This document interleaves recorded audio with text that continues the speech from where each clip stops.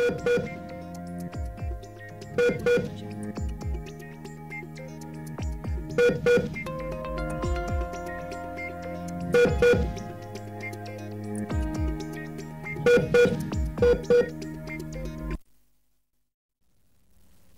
सर्व प्रेक्षकांना, जय महाराष्ट्र. मी प्रशांत सागवेकर. लाईफलाईन या विशेष कार्यक्रमात तुम्हा सगळ्यांचं आज पुन्हा एकदा मनापासून स्वागत. आज आपण मधुमेह, हृदरोग आणि आयुर्वेदिक उपचार या विषयावरती चर्चा करतोय आणि यावर मार्गदर्शन करण्यासाठी आज माझ्यासोबत स्टुडिओमध्ये आहेत वैद्य परमात्मा आत्माराम ठाकरे. आपण सरांचं स्वागत करूया. सर नमस्कार. कार्यक्रमात मनापासून स्वागत. कार्यक्रमाला सुरुवात करण्याआधी आपण सरांची थोडक्यात ओळख करून घेऊया. वैद्य परमात्मा आत्माराम ठाकरे हे आयुर्वेदाचार्य आहेत. श्री विश्वमाय आयुर्वेदिक चिकित्सालय, पंचकर्म आणि I care research centre Washim या माध्यमातून गेल्या 12 वर्षांपासून ते आयुर्वेद सेवेमध्ये कार्यरत आहेत. लहान मुलांचे आजार, स्त्रियांचे आजार, पुरुष आणि स्त्री वंध्यत्व, वाताचे विकार, मेंदूचे विकार, तोंडाचे, नाकाचे, कानाचे विकार, थायरॉइड, ब्लड प्रेशर, जुनाट सर्दी, लठ्ठपणा, कॅन्सर, किडनी विकार यासह अनेक आजारांच्या हजारो रुग्णांवरती यशस्वी चिकित्सेचा त्यांच्याकडे अनुभव आहे. आयुर्वेद प्लांट स्टेम सेल थेरपीच्या माध्यमातून, संशोधनातून डोळ्यांच्या दुर्धर आजारांच्या हजारो रुग्णांना सरांनी यशस्वीरित्या बरं केलंय. श्री विश्वमाय आयुर्वेदिक चिकित्सालय हे महाराष्ट्रातील एकमेव असं आयुर्वेदिक चिकित्सालय आहे जिथे डोळ्यांच्या आजारावर आयुर्वेदिक प्लांट स्टेम सेल थेरपीच्या माध्यमातून उपचार केले जातात. श्री विश्वमाय आयुर्वेदिक चिकित्सालयाच्या संपूर्ण महाराष्ट्रामध्ये 9 शाखा आहेत. या शाखांमध्ये महाराष्ट्र, भारतातील इतर राज्य आणि भारताबाहेरील देश इथून रुग्ण येतात आणि ते उपचार घेऊन जातात. Ayurveda plant stem cell therapy ही उपचार पद्धती डोळ्यांचे आजार, मणक्यांचे, मेंदूचे आजार यावर अत्यंत प्रभावशाली ठरलेली आहे. आज आपण मधुमेह, हृदरोग या विषयावरती चर्चा करतोय. आयुर्वेद या सगळ्यामध्ये आपल्याला कशी मदत करू शकतो याविषयी सर आपल्याला मार्गदर्शन करणार आहेत. चला तर मग चर्चेला सुरुवात करूया. सर पुन्हा एकदा मनापासून स्वागत. खरं तर मधुमेह आणि त्याच्यासोबतच मधुमेहामुळे येणारं अंधत्व जे आहे त्या अंधत्वाचं भारतातलं जे प्रमाण आहे ते हळूहळू वाढतंय. खरं तर मधुमेह हा काही दिवसांनी एक राजधानी ठरेल या रोगाची, अशी स्थिती आता भारतामध्ये आहे. खरं तर या सगळ्या गोष्टींचा विचार करत असताना मधुमेह आणि अंधत्व याचा परस्पर जो संबंध आहे तो अनेक वेळेला माहिती नसतो. तर त्याच्याबद्दल काय सांगाल? बरोबर आहे. काय आहे, सगळ्यात महत्त्वाचं मधुमेह म्हणजे नेमका काय, आयुर्वेदातलं म्हणणं ऐकणं गरजेचं आहे. मधुमेहाचे 20 प्रकार सांगितलेत. किती सांगितलेत? 20. आणि कफाचे, पित्ताचे आणि वाताचे. कफ दोष जर बिघडला तर तुम्हाला 10 प्रकारचे मधुमेहाचा एक जंत्री तुमच्या मागे लागू शकतात. पित्ताचं जर बिघडलं आणि वाताचा जर बिघाड झाला तर असे एक याच्या दोघाचे मिळून 10 होतात. म्हणजे जो आयुर्वेदातला मधुमेह आहे तो खूप मोठ्या पद्धतीचा विचार आहे. टाईप 1 आणि टाईप 2 या पद्धतीचा नाही. आणि हा प्रश्न जेव्हा शरीरामध्ये दोष बिघडले आणि नंतर मग त्या पद्धतीचं जर मधुमेहात रूपांतर, प्रथम जे आहे ते प्रमेहामध्ये होतं, नंतर मधुमेहामध्ये होतं. आणि मधुमेहाचं जे वास्तव्य जेव्हा खूप मोठं राहतं शरीरामध्ये वर्षानुवर्ष, तेव्हा त्याचा परिणाम जो आहे ते पहिले रक्तावर येतो, लिव्हरवर येतं, स्टमकवर येतं, आतड्यावर येतं आणि ते अवयव जे आहे ते निकामी व्हायला लागतात. म्हणजे जो आहाररस बनतो तो एक विकृत दर्जाचा बनतो आणि तो विकृत दर्जाचा बनल्याच्या नंतर आतड्याचं जर पोषण नाही झालं, लिव्हरचं पोषण नाही झालं तर मग त्या अवयवामध्ये एक शिथिलता यायला लागते. म्हणजे बरेच मधुमेह रुग्णांना काय होतं, गॅसेस होणं, पोट न साफ होणं, झोप न लागणं, असे बरेचसे लक्षणं मिळतात. किंवा सेक्स्युअल डिबिलिटी पण त्यांना अशी जाणवते. तर ह्या गोष्टी खूप मोठ्या शरीराचं एक प्रकारचं अवस्था ही बिकट अवस्थेला चाललं हे त्याचं एक लक्षण आहे. मग जेव्हा शुगर वाढते, अनियंत्रित शुगर म्हणूया त्याला, जेव्हा 250, 300, 450, 500 पर्यंत शुगर जाणारे लोक आहेत, मग ही अचानक कमी होणं, अचानक जास्त होणं, या 2 विसंगतीमुळे त्याचा परिणाम हा रेटिनावर यायला लागतो. नंतर मेंदूवर यायला लागतं. मग याचा परिणाम मेंदू आणि रेटिना याच्यावर प्रथम सूज यायला लागते. आणि डोळा हा सगळ्यात प्रधान अवयव, नैनम प्रधानम, कारण की हा प्रधान असल्यामुळे आणि छोटा असल्यामुळे छोट्या रेटिनावर खूप सारा लोड येतो. प्रथम सूज यायला लागते. सूज आल्याच्या नंतर मग तिथे इंटरनल ब्लिडिंग व्हायला लागतं आणि ब्लिडिंग झाल्याच्या नंतर रुग्णाला कायम स्वरूपाचं अंधत्व येऊ शकतं. असं हे भयान वास्तव्य म्हणजे मधुमेह आणि हृदरोग अनियंत्रित झाल्यामुळे त्याचा दृष्टीवर परिणाम येऊन अंधत्व येणं. याच्यात मोस्टली काय होतं, जे रेटिनावर सूज आल्याच्या नंतर बरेचसे मॉडर्न सायन्स हे सांगते इंजेक्शन घ्या किंवा वेगवेगळे मेडिसिन्स आहेत किंवा स्टिरॉइड बेस्ड ट्रीटमेंट आहे. परंतु आमच्याकडे जेव्हा रुग्ण अशा पद्धतीची वर्षानुवर्ष करत आलेले असतात आणि ते 10-10, 12-12 इंजेक्शन घेऊन सुद्धा ते कंट्रोलमध्ये येत नाही आणि आयुर्वेदाच्या उपचारांनी 1 आणि 2 आणि 3 महिन्यामध्ये जर ते कंट्रोल होत असेल आणि दृष्टी वाचत असेल तर रुग्णांनी निश्चितच आयुर्वेदाचा पहिला पर्याय हा निवडावा असं मला वाटतं. नक्की सर, याच्या संदर्भात अनेक रुग्ण आपल्याकडे आले, वेगवेगळ्या पद्धतीनं आपण त्यांच्यावरती उपचार केले, ज्या काही आयुर्वेदातल्या सगळ्या पद्धती आहेत. अनुभव कसे आहेत? आता अनुभव हे खूप पॉझिटिव्ह आहेत. प्रथम जर तुमचं मधुमेहाच्या सोबत किंवा हृदरोगाच्या सोबत जर दुसरे समस्या असतील, फॉर एक्झाम्पल त्याला ॲसिडिटी खूप जुनी असेल किंवा त्याच्या पोटाचा पहिलेच खूप बिघाड झालेला असेल किंवा लिव्हरवर वारंवार समजा जर ड्रिंक करणारे लोक असतील किंवा अन्य व्यसनं करणारे लोक असतील, त्याचं लिव्हर अचानक खूप सप्रेस झालं असेल किंवा त्याचं ताकद कमी झाली असेल, तर अशा रुग्णाला तो आजार तो डॅमेज करणारच आहे, पण त्याच्यासोबत त्याची इम्युन सिस्टम पण डॅमेज करणार आहे. मग आपल्याला हा मुद्दा निदानाचा आहे की नेमकं आपल्याला कोणत्या अँगलनं ट्रीटमेंट करायचं. अशा अवस्थेमध्ये पंचकर्माचा सहारा घेणं हे खूप महत्त्वाचं असतं. आणि प्रत्येक रुग्णाची जी प्रतिक्रिया आहे ना, एवढी सुंदर आणि शॉकेबल आहे आम्हाला. कारण की सर आम्ही 30 ते 40 वर्षापासून सतत गोळ्या खातो, परंतु ते शुगरवर, आता शुगर अनियंत्रित आहे, इन्सुलिन कन्वर्ट झालं तरी पण त्याचं काहीच नाही आहे. माझ्याकडे आता लेटेस्ट एक केस आली होती अकोल्याला. 26-27 वर्षाची मुलगी होती, तिला 5 वर्षापासून आफ्टर कोविडच्या नंतर शुगर लागली होती आणि ती इन्सुलिन जवळपास 40 युनिट डेचं होतं तिचं. एका महिन्यात तिची शुगर 350-400 होती ना सर. जेव्हा ती मला 1 महिन्याच्या नंतर भेटली, आमच्या अकोल्याच्या सेंटरला आली, अक्षरशः तिने सांगितलं, सर शुगर माझी जी 350-400 राहायची ती 125-150च्या वरती 15 दिवसात कमी झाली. वा. आणि काही नाही, त्याला फक्त पोटात औषध दिली, पंचकर्माचा सहारा सुद्धा घेतला नाही. म्हणजे इम्युन सिस्टम कसं आहे, आजार कसा आहे, त्याच्यावर तुमचं सगळं पुढचं भवितव्य आहे. नक्की सर, प्रतिक्रिया रुग्णांनी नोंदवलेल्या आहेत आपल्याकडे, त्याच्यामुळे प्रतिक्रिया आपण ऐकूया, कारण त्याच आपल्याला सांगत असतात की हे उपचार जे आहेत ते उपचार कसे आणि किती प्रभावी आहेत. ऐकूया. माझं नाव गोरख कुमाळे.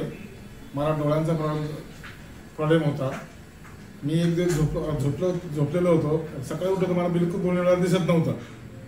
मी नाशिकमध्ये बरेच डॉक्टर केले पण काही फरक पडला नाही. शेवटी मेंदूतज्ञ वगैरे सगळ्यांची ट्रीटमेंट घेतली तरी फरक पडला नाही.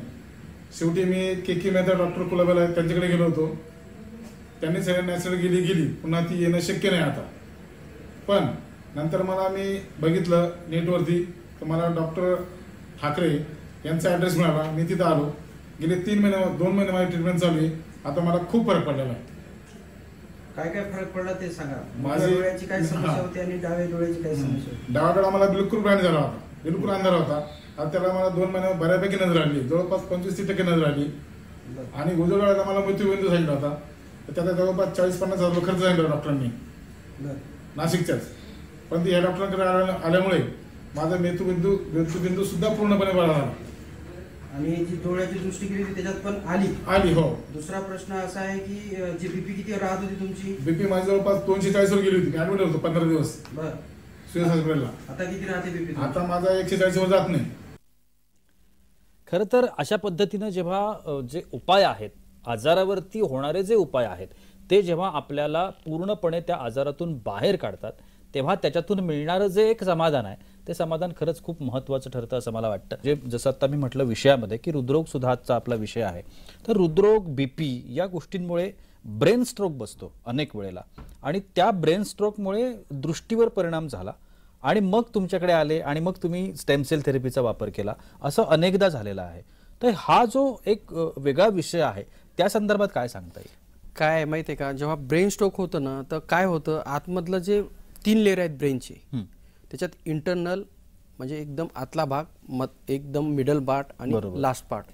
याच्यातला मोस्टली काय होतं, सेरिबेलम जो पार्ट राहतो ब्रेनचा, तिथे जर मोठा स्ट्रोक बसला तर मोस्टली कम्प्लीट व्हिजन जाते. पण थोडासा हलका स्ट्रोक येऊन गेला, पॅरालिसिस थोडंसं माइल्ड बसलं, इंटरनल ब्लिडिंग थोडं कमी आहे, पण म्हणजे एक डॅमेजिंग भरपूर आहे. जर ब्रेन खूप सारा प्रमाणात जर डॅमेज झालं तर त्याला नवीन सेल्स उत्पन्न करू शकतो सर आयुर्वेदामध्ये. एवढं मोठं ताकद आयुर्वेदाचं आहे आणि आम्ही आमच्या प्रॅक्टिसमध्ये रोज बघतो की हे असं काय कसं काय होऊ शकतं. कारण की जर शरीराचं इम्युन सिस्टम चांगलं असेल, निदान तुमचं खरंच परफेक्ट असेल ना, तर निश्चितच हा आउटपुट निश्चित दिसतो. विशेष म्हणजे एक अंधत्व हा ब्रेन स्ट्रोकमुळे काय येतो हे एक महत्त्वाचा प्रश्न पडतो. जेव्हा दृष्टी ही मेंदूकडे घेऊन जात असते आणि तो मेंदू त्या गोष्टीला इम्पल्स देत असतो की ही गोष्ट तुम्ही या पद्धतीनं करा, परंतु तो इम्पल्स इकडे येत नाही आणि ती जी दृष्टी आहे ती तिथेच कुठेतरी बाधित होते. मग ब्रेनचं आणि डोळ्याचं जर संगनमत नाही झालं तर मग अंधत्व हे निश्चितच आहे. परंतु ऑप्टिक नर्व्स, रेटिना आणि कॉर्निया बरेच असे रुग्ण आहेत की त्यांचं डॅमेज झालेलं आहे किंवा ब्रेनच्या आतल्या नसा सुकलेल्या आहेत किंवा इंटरनल सेल्स डॅमेज झाल्यात किंवा इंटरनल एखादी गाठ, रक्ताच्या गाठीसुद्धा होतात. जेणेकरून रक्ताची गाठ जर झाली तर ते डोळ्याचं विजन देवाणघेवाण होत नाही, मग अंधत्व हे निर्माण होतं. आणि मोस्टली ज्या लोकांना आता ही जी मागची प्रतिक्रिया दिलेली आहे त्या रुग्णाला 240 पर्यंत बीपी राहायची. मोस्टली किती राहायला पाहिजे? 120, 130, 140, 50 पर्यंत इट्स ओके. परंतु तो हायपरटेन्सिव्ह रेटिनोपॅथी म्हणतात त्याला आमच्या लँग्वेजमध्ये. जेव्हा अचानक खूप सारी बीपी वाढते तर त्याचा परिणाम हा रेटिनावर येतो आणि रेटिनावर आल्याच्या नंतर ब्लिडिंग होतं आणि ब्लिडिंग झाल्याच्या नंतर कायमस्वरूपाचं अंधत्व येतं. त्या रुग्णाला आलंच होतं. आणि दुसऱ्या डोळ्यामध्ये मोतीबिंदू होता, त्याचंही विजन कमी झालं होतं. तर मोस्टली 2 ते 4 महिन्याच्या ड्युरेशनमध्ये त्यांचं 20 ते 25% हे त्यांच्या तोंडातनं त्यांनी सांगितलं की आमचं विजन वाढलं. परंतु मोस्टली जेव्हा आम्ही चेक करतो ना, रेटिनाच्या सेल्स ह्या नंबर ऑफ पर्सेंटनं ग्रोथ झालेले असतात. तर त्या ग्रोथवर तुमचं विजन राहतं आणि इंटरनल जसं तुमचं सेल्स नवीन होतील त्या पद्धतीचं विजन तुमचं इम्प्रूव्हमेंट निश्चितच होतं.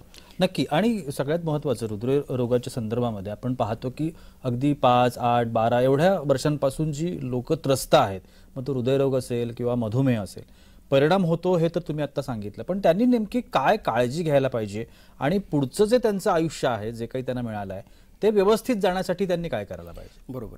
काय याच्यात आता काळजीचा प्रश्न आहे ना, आहार हेच औषध, पहिला महत्त्वाचा मूळ मुद्दा. आता बरेच असं काही गोष्टी आल्यात की असं करा, हे केल्याने ते होईल, हा कोर्स करा, तो कोर्स करा. मला एक सांगा, शरीरामध्ये जर तुम्हाला इन्सुलिन तुमचं जर बनत नसेल, तुमचे वर्षानुवर्ष तुमचे जर आहार पद्धती चुकीची असेल, दुसरा प्रश्न तुमचं लिव्हर वीक झालेलं असेल, आमाशय जिथं अन्न पचतं ते वीक झालेलं असेल, तुमची रात्रीची जी चर्या आहे, दिनचर्या आहे जर विकृत असेल, तर खरंच 10-15 दिवसात सगळं होणार आहे का? मग हा चिंतनाचा विषय येतो. आयुर्वेद हा मुद्दा पहिला सांगतो आणि नंतर जे शरीरामधले तुमचा डिफेक्ट आहे, म्हणजे तो 3 दोषाचा डिफेक्ट राहतो. तिथे वात असतं, पित्त आणि कफ, आम्ही नेहमीच सांगतो हा त्रिदोष आहेत, याच्यावर सगळं शरीर चाललेलं आहे. जर तुमचा जठराग्नी चांगला असेल आणि तुमचं जर शरीराचं थोडंसं जरा एक्सरसाइज जो पार्ट थोडासा असेल, आहार कमी असला तरी चालेल हो, परंतु एक्सरसाइज थोडीशी असणं गरजेची आहे आणि तेही अर्ध्या पोटी एक्सरसाइज करायला सांगितलेली आहे. म्हणजे जर तुमच्या कपाळावर घाम आला की लगेच तुम्ही एक्सरसाइज थांबवायला पाहिजेत. पण बीपी शुगर जे लोक ज्यांना झालेले असतात ते घाम काढू काढू परेशान असतात. मग नंतर याच्यातनं काय होतं, व्यवहारामध्ये माइल्ड स्ट्रोक, इचेमिक स्ट्रोक बसतात आणि रुग्णांना पॅरालिसिसमध्ये कन्वर्ट व्हायला लागतात. मग एका अंगाचं, एका हाताचं किंवा एका पायाचं दुबळेपणा यायला लागतं आणि रुग्ण मग तिथनं डॅमेज व्हायला लागतं.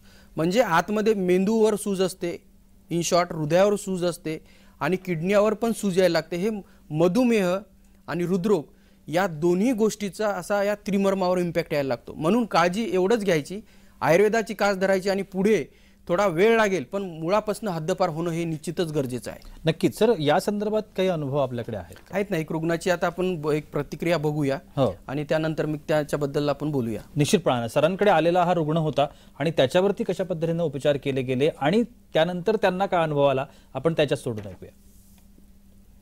मुक्ताईनगर आणि जळगाव जिल्हा, 20 वर्षापासून मला शुगरचा त्रास आहे, त्यामुळे दृष्टीवर पण परिणाम झाला आहे. मला दोन्ही डोळ्यांनी दिसत नाही. 4 महिन्यापूर्वी मी डॉक्टर परमात्मा ठाकरे यांचं यूट्यूब आणि फेसबुकवर माहिती बघितली आणि त्यानंतर मी अकोला, जिल्हा अकोला येथे त्यांचे उपचार घेतले. आता मला शुगरमध्ये खूप फरक पडलेला आहे. माझी शुगर जेवणाच्या आधी 160 आणि जेवणानंतर 300 पर्यंत असायची. ती आता या महिन्यामध्ये जेवणाच्या आधी 108 आणि जेवणाच्या नंतर 212 एवढी आहे. पोटात जडपणा असायचा, आता पोट 50%ने हलकं वाटतं. कधी कधी ॲसिडिटी व्हायची, ती पण आता होत नाही. आता डोळ्यांच्या बाबतीमध्ये जुनी बिमारी असल्यामुळे त्याच्यात थोडा अजून फरक पडायचा बाकी आहे, परंतु डोळ्यांमध्ये सुद्धा हलकेपणा जाणवतो. डोळे जड असायचे पूर्वी, ते आता हलके वाटतात. या रुग्णाचं विशेष म्हणजे असं होतं ना, यांची शुगर खूप हाय राहायची बरं. आणि यांचे कंप्लीट डोळे गेलेले होते. म्हणजे ते त्यांना काहीच दिसत नव्हतं. त्यांनी त्यांचं लाईफस्टाईल त्यांनी थोडक्यात सांगितलं की मला सुरुवातीला मी डोळ्यात इंजेक्शन घेतले, नंतर मग सर्जरी केली, माझा रेटिना हे झाला, रक्तस्राव झाला आणि इंजेक्शन एक 15-10 इंजेक्शनपर्यंत त्यांनी इंजेक्शन घेतले. पण अनियंत्रित शुगरमुळे वारंवार येणारी सूज ही फार झपाट्यानं येणं जाणं चालू होतं. त्याच्यानंतर मग इंटरनल ब्लिडिंग झालं आणि नंतर मग त्यांनी रेटिनाची सर्जरी सुद्धा केली आणि ते एक डोळ्यातून पूर्ण निकामी झाला आणि नंतर दुसरा एक 10-20% फक्त राहिला होता. आणि शुगर एवढं असूनही औषधं चालू, मॉडर्न सायन्सचे औषध चालू असूनही नियंत्रित येत नव्हती. जवळपास एक 5-6 महिन्यात हे सगळं नियंत्रित शुगर केली आणि ज्या आतमध्ये असह्य आणि वेदना होत्या ना त्या ऑपरेटच्या, त्या जखमा होत्या, त्यांना रात्रभर झोप नाही, सततच्या वेदना. त्यांनी मला अक्षरशः माझ्या इथं आल्याच्या नंतर सांगितलं, सर मला जीव देण्याची इच्छा आहे. पण मी म्हटलं बाबा तुम्ही अजिबात काळजी करू नका, आयुर्वेद तुमच्या सोबत आहे आणि पुढे मी सांगतो त्या पद्धतीनं काही औषधं आहेत, काही पंचकर्माचा उपयोग करू आणि त्या पद्धतीनं पुढे लढू आणि हे कष्टसाध्य आजार आहे, आपण याला कष्टाने जिंकू. तर त्यांनी थोडंसं सहकार्य केलं आणि विश्वास ठेवून ट्रीटमेंट केली. त्याच्यातनं ते बरेचसे बाहेर आले आणि नंतर आता ते आयुष्य आपले चांगल्या पद्धतीनं जगत आहेत, तेही शुगर पूर्ण नियंत्रित आल्याच्या नंतर. वा, अतिशय सुंदर अशा पद्धतीचा हा अनुभव होता. आपल्याला सरांनी सांगितलं पण की नक्की ट्रीटमेंट कशी केली गेली. अजून एक पोझिशन सांगितलेली आहे ती म्हणजे डोळ्यांच्या पडद्यामध्ये रक्तस्राव होतो आणि हा रक्तस्राव झाल्यामुळं अनेक वेळेला ही इमर्जन्सी कंडिशन येते किंवा अनेक वेळेला हे म्हटलंही जातं की अशा पद्धतीनं जर काही झालं तर ते खूप घातक ठरू शकतं. अशा वेळेला आयुर्वेदिक पंचकर्म उपचार जे आहेत त्याचे सुद्धा फायदा ठरलेला आहे. पण पहिल्यांदा ही जी इमर्जन्सी कंडिशन उपलब्ध होते किंवा ही निर्माण होते त्याच्याविषयी काय सांगा. जेव्हा अनियंत्रित शुगर होते ना, तेव्हा आतल्या ज्या रक्तवाहिन्या असतात शरीरातल्या, त्याच्यावर प्रचंड लोड असतो आणि रेटिना हा असंख्य रक्तवाहिन्यानं बनलेला असतो आणि रक्तवाहिन्या हे केसापेक्षाही खूप बारीक बारीक असतात. जेव्हा इंटरनल प्रेशर जेव्हा खूप वाढतं, आतमध्ये सूज वाढते, रक्तातली शुगर साखर वाढत राहते, याचा परिणाम जो आहे तो त्या आतल्या नसावर येतात आणि आतमध्ये सूज येऊन रक्तवाहिन्यामधून रक्त लीक होतं. त्या अवस्थेमध्ये अंधत्व हे कायम स्वरूपाचं येतं. परंतु अशा आत्तेक अवस्थेमध्ये सुद्धा ही आयुर्वेद हे खूप चांगल्या पद्धतीनं काम करतं हे आम्ही आमच्या प्रॅक्टिसमध्ये बघितलेलं आहे. याच्यामध्ये एक रक्तमोक्षण नावाची एक चिकित्सा आहे, ज्याला आम्ही डायरेक्ट डोळ्यामध्ये जळू लावतो आणि इथं जुगुलार व्हेन आहे तिथनं रक्तमोक्षण करतो. इंटरनल ब्लिडिंग हे 48 मिनिट्समध्ये स्टॉप होऊन जातं आणि नंतर जे पुढचं अंधत्वापर्यंत येणारा पार्ट आहे तो थांबला जातो. याच्यात एक दुसरा पंचकर्माचा भाग जो बस्ती आहे तो सगळ्यात महत्त्वाचा आहे आणि काही लेप आहेत आणि काही शिरोधारासारखा एक पार्ट आहे जेणेकरून ते कपाळाला लेप लावून धार धरल्या जाते. त्या अवस्थेमध्ये रक्तस्राव थांबतो आणि अंधत्वापासून रुग्ण हा बाहेर निघू शकतो. अशी अत्येक अवस्थातली चिकित्सा सुद्धा ही आयुर्वेदामध्ये खूप चांगल्या पद्धतीची आहे. परंतु हे होतं का हे महत्त्वाचं आहे, कारण की वर्षानुवर्ष जर आपण सगळे जे प्रेक्षक मंडळी आहे किंवा रुग्ण मंडळी आहे की ज्यांना घरात टाईप 1 टाईप 2 डायबिटीज आहे, त्या रुग्णांनी पहिले वर्षानुवर्ष औषध खाल्लेले असतात, त्याच्यामुळे एक परिणाम आणि दुसरं शुगर ही रक्तात साठल्यामुळे रक्तवाहिन्या वीक होतात. म्हणजे रुग्ण हा दोन्हीकडनं फसतो आणि नंतर त्या रक्तवाहिन्याची ताकद नसल्यामुळे, रेटिनाची ताकद कमी असल्यामुळे तिथे एक प्रकारचं दुर्बलता यायला लागतं. म्हणजे कसं नवीन कपडा असला तर कसा तो टाईट राहतो आणि जुना झाला की कसा तो थोडंसे ताणल्याच्या नंतर फाटतो, तशा स्वरूपाचं रेटिनाची अवस्था होते आणि वर्षानुवर्ष औषधं खाऊन आणि रक्तात वर्षानुवर्ष शुगर जमा होऊन त्याच्यामध्ये विष तयार व्हायला लागतात आणि नंतर तेच रक्त त्याच रेटिनाला मारण्यासाठी पहिले अग्रगण्य भूमिका घेतं. म्हणून अशा रक्तजीवइति स्थिती या सूत्रानुसार आयुर्वेद हे काम करत असतं. शरीरातलं रक्त जर चांगलं असेल तर शरीरातले प्रत्येक अवयव हे चांगले राहतात. मग त्याच्या डोळा असू द्या, मेंदू असू द्या, हृदय असू द्या, किडनी असू द्या. मधुमेहातनं बरेचसे असे कॉम्प्लिकेशन निर्माण होतात की त्या कॉम्प्लिकेशनची उत्तरं नाही आहेत. बऱ्याच रुग्णाला नजर जी होती ती कायम स्वरूपाची गमवावं लागली, कारण की हेच माहीत नाही त्यांना 250-300 नंतरची जी शुगर आहे ही घातक असते. HbA1c नावाचा आम्ही एक तपासणी करतो जी रक्तातली शुगर 3-4 महिन्याचा रेशो सांगत असते. मोस्टली 5.9 म्हणजे 6 पर्यंत असायला पाहिजेत, पण 14, 12, 18 पर्यंत जाते आणि ती नंतर मग कायम स्वरूपाचं अंधत्व निर्माण करतं. हेही प्रेक्षक लोकांना माहीत नसते की HbA1c निश्चित करायचं. आणि टाईप 1 आणि टाईप 2 जे लहान मुलांना ज्यांच्या मधुमेहासारख्या समस्या असतील तर त्यांना पहिले आयुर्वेदाचा हा पर्याय निवडायचा आणि काही महिने उपचार केल्याच्या नंतर पुढचे गंभीर स्वरूपाच्या समस्या निश्चित टाळता येतील. नाहीतर त्याचा परिणाम हा रेटिनावर येतो, डोळ्याच्या चष्म्याचा नंबर वाढीवर येतो, दृष्टीवर येतो आणि नंतर त्याचा एक करिअर जे आहे ते सुद्धा कुठंतरी असं थांबल्यासारखं किंवा तो तेवढा कॉन्फिडेंटली काम करत नाही. म्हणजे मनावर इम्पॅक्ट होतो, करिअरवर सुद्धा इम्पॅक्ट होतो आणि नंतर तो अन्य बालकाच्या किंवा अन्य लोकाच्या कुठेतरी मागं थांबलेला दिसतो. तर निश्चितच आयुर्वेदाचा आणि पंचकर्माचा उपयोग करून जर घेतला तर असा गंभीर, अतिगंभीर आणि त्या गंभीर आजारातून दृष्टीचा नाश हे निश्चितच आपल्याला आयुर्वेदाला थांबवता येतील आणि त्याच्यातून रुग्णाला बाहेर निश्चित काढता येतील. नक्कीच खूप छान असं मार्गदर्शन सरांनी आजच्याही भागामध्ये आपल्याला केलेलं आहेच. सरांच्या बाबतीमध्ये जर सांगायचं झालं तर त्यांनी आतापर्यंत केलेले संशोधन किंवा आतापर्यंत त्यांनी केलेले जे उपचार आहेत ते उपचार खूप प्रभावी पद्धतीचे आहेत. आपण अनेक एपिसोड्समध्ये बघितलं, रुग्णांच्या अनुभवातून आपण बघितलं. सरांनी एक निवासी सेंटर सुरू केलेलं आहे पुण्यामध्ये, जे निवासी पंचकर्म सेंटर आहे. जर महाराष्ट्रातून, इतर राज्यातून किंवा अनेक देशातून सुद्धा अनेक रुग्ण त्या ठिकाणी येत असतात. तुम्हालाही जर यायचं असेल तर त्याची माहिती आत्ता स्क्रीनवर जे नंबर्स आहेत सरांचे, त्या नंबर्सवरती तुम्हाला निश्चितपणाने मिळू शकेल. त्यामुळे आवश्यकता वाढत असेल तर तुम्ही निश्चितपणाने सरांना संपर्क करू शकता आणि जे उपचार आहेत, आयुर्वेदाचे प्रभावी उपचार आहेत, ते निश्चितपणाने तुम्ही करून घेऊ शकता. सर, तुम्ही आजच्या कार्यक्रमात आलात आणि एवढी छान माहिती आमच्या प्रेक्षकांना दिलीत त्यासाठी अगदी मनापासून आभार. नमस्कार. आणि याबरोबरच इथेच थांबतोय, पण पुढच्या एपिसोडमध्ये आपण सरांकडून अशाच वेगळ्या एका विषयाची माहिती घेणार आहोत. पण तत्पूर्वी नमस्कार, पाहत रहा जय महाराष्ट्र.